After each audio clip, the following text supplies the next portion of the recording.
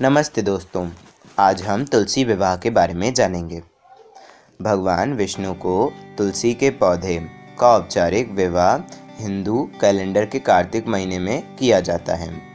इसका उल्लेख कई पुराण और अन्य प्राचीन ग्रंथों में मिलता है। यह समारोह प्रबोधिनी एकादशी से कार्तिक पूर्णिमा के बीच यानी अक्टूबर या नवंबर में कभी भी किया जाता है। तुलसी विवाह का वास्तविक दिन एक क्षेत्र से दूसरे क्षेत्र में भिन्न होता है। यह मानसून के मौसम के अंत और हिंदू शादियों के मौसम की शुरुआत का प्रतीक है। ग्लोबल वार्मिंग और साइड इफ़ेक्ट उस समय अज्ञात थे, इसीलिए ऐसा कहा जाता है कि मानसून के मौसम के अंत में।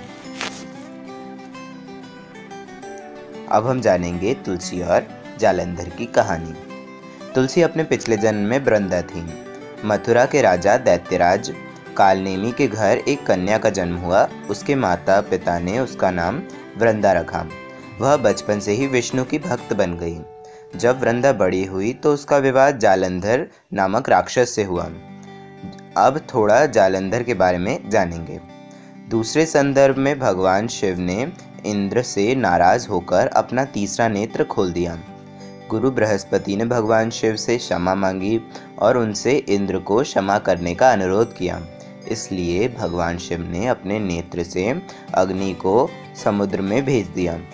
इससे एक बालक का जन्म हुआ। यह लड़का शक्तिशाली दानव राजा जालंधर बन गया। उसकी राजधानी का नाम भी जालंधर था। समुद्र के पानी से निकलकर जालंधर ने समुद्र मंथन से निकले खजाने पर अपना दावा ठोक लिया। देवताओं ने उनके दावे को स्वीकार करने से इनकार कर दिया। जालंधर ने युद्ध की घोषणा की और देवों के लिए खतरा बन गया। उसे कोई भी नहीं मार सकता था, क्योंकि उसे यह वरदान था, जब तक उसकी पत्नी वृंदा अपवित्र नहीं हो जाती, मृत्यु उसे छू नहीं सकती। भीषण युद्ध चलता रहा। देवताओं ने विष्णु से मदद मांगी। विष्णु उनकी मदद करना चाहते थे। वे जालंधर को अपनी पत्नी लक्ष्मी से किए अपने वादे के कारण नहीं मार पा रहे थे, जो जालंधर को अपना भाई मानती थी, क्योंकि वह भी उसकी तरह समुद्र से पैदा हुआ था। तो देव असुरों से हार गए और जालंधर स्वर्ग, पृथ्वी और पाताल का राजा बन गया। देवताओं ने ऋषि नारद से परामर्श किया। उन्होंने दूसरा प्लान बनाया। तदनुसार नारद जालंधर गए और बातचीत के दौरान जानबूझकर विस्तार से वर्णन किया कि कैसे शिव के पास कैलाश का अधिक सुंदर क्षेत्र था और सबसे सुंदर पत्नी पार्वती थी।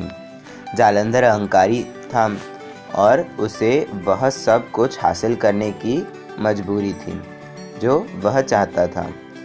उनकी वासना और अहंकार ने उन्हें शिव की पत्नी और घर दोनों को प्राप्त करने के लिए प्रेरित किया। फिर से भयंकर युद्ध हुआ। जालंधर ने रूप बदलने की क्षमता में महारत हासिल कर ली थी। जब युद्ध चल रहा था, उन्होंने खुद को शिव के रूप में प्रच्छन्न किया और देवी पार्वती को धोखा देने के लिए गए। उसने उसके भेष में देखा और पार्वती जी ने जालंधर को दूसरे वेश में देखा और पहचान लिया। पार्वती ने जालंधर पर हमला किया, लेकिन वह भाग निकला। तब पार्वती ने विष्णु से शिकायत की और उन्हें वृंदा को बरगलाने के लिए कहा, जैसे जालंधर ने उन्हें बरगलाने की कोशिश की थी। अब वृंदा सुहागन रहने की ठान ली। जब भी जालंधर युद्ध के लिए जाता तो वह बैठकर पूजा करती। जब तक वह घर वापस नहीं आया करता, तब तक वह पूजा से कभी नहीं उठती थी। इस बार भी वह अपने पति की जीत और लंबी उम्र के लिए पूजा करने में व्यस्त थी। देवताओं ने विष्णु से हस्तक्षेप करने का अनुरोध किया। विष्णु ठीक अवस्था में थे। वृंदा उनकी भक्त थी। वह बस उसे धोखा नहीं दे सका। लेकिन फिर देवताओं ने उनसे आग्रह किया, इसलिए उन्होंने जालंधर का रूप धारण किया और जालंधर के महल में चले गए। उसे देखकर वृंदा पूजा से उठी और उनके पैर छुए। इससे वृंदा की प्रतिज्ञा टूट गई और युद्ध में उसके पति की जान चली गई। भगवान शिव ने उसका वध किया। जालंधर का सिर उनके महल में फेंक दिया गया था। स्तब्ध होकर उसने अपने पति के सिर की ओर देखा और फौलादी स्वर में पूछा, मेरे सामने कौन खड़ा है? मैंने किसको छुआ है? एक भेड़ का विष्णु अपने मूल रूप में आए। वृंदा समझ गई कि उसके साथ धोखा हुआ है। इस धोखे से वह काफ़ी गुस्से में आ गई। उसने विष्णु को पत्थर में बदल जाने का श्राप दिया, जो उनके व्यवहार के अनुकूल था, क्योंकि पत्थर हृदयहीन होते हैं और भगवान विष्णु पत्थर बन गए। शालिग्राम। सारी सृष्टि असंतुलित हो गई।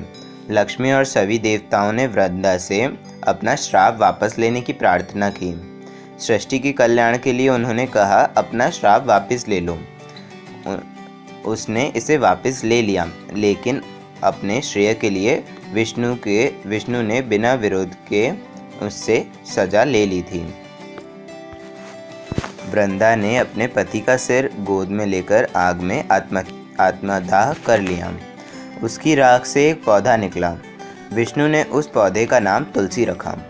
उन्होंने घोषणा की कि उनके एक रूप पत्थर वाले को शालिग्राम कहा जाएगा और इसकी हमेशा तुलसी के साथ पूजा की जाएगी। तुलसी को सभी घरों में जगह मिलेगी और पूजा की जाएगी। उसके लिए पहला प्रसाद तुलसी का होना चाहिए, अन्यथा वह बाकी प्रसाद को स्वीकार नहीं करेंगे। तभी से कार्तिक मास में तुलसी विवाह कर तुलसी को सम्मानित करने की परंपरा शुरू हुई।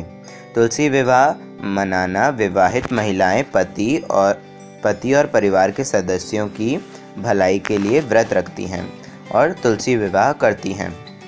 निसंतान दंपति व्यवस्थाओं के लिए भुगतान करते हैं ताकि उन्हें कन्यादान का पुण्य प्राप्त हो सके। विधवाएं इन समारोहों में भाग नहीं ले सकते हैं। विवाह घरों, मंदिरों और बदलते समय के साथ हॉल और होटलों में भी होता है। बदलते समय ने हमारी सोच को भी बदल दिया है। इस मिथक में जालंधर की शक्ति वृंदा की पवित्रता के कारण थी। वृंदा उसके लिए प्रार्थना कर सकती थी, लेकिन वह उसे गलत रास्ते पर चलने से क्यों नहीं रोक रही थी। और विष्णु के चरण स्पर्श मात्र से ही उसकी पवित्रता भंग हो गई है और वह अपने आप को आग में भस्म कर ले। मिथकों के रूप में स्वीकार किया जाना चाहिए और एक चुटकी नमक के साथ लिया जाना चाहिए। फिर मिलेंगे ऐसे ही किसी वीडियो में। धन्यवाद।